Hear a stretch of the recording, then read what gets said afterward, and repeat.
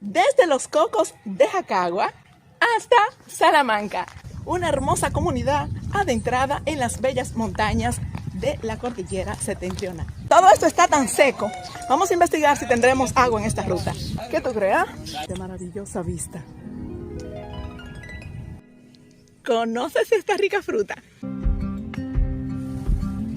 Y ha salido el sol. Una ruta diferente.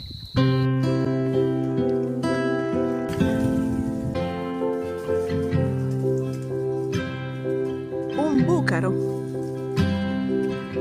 ¿Y cuántos años cumplió Luis? 6, 4 nada más. Ay, mira lo que hace el senderismo. Ve.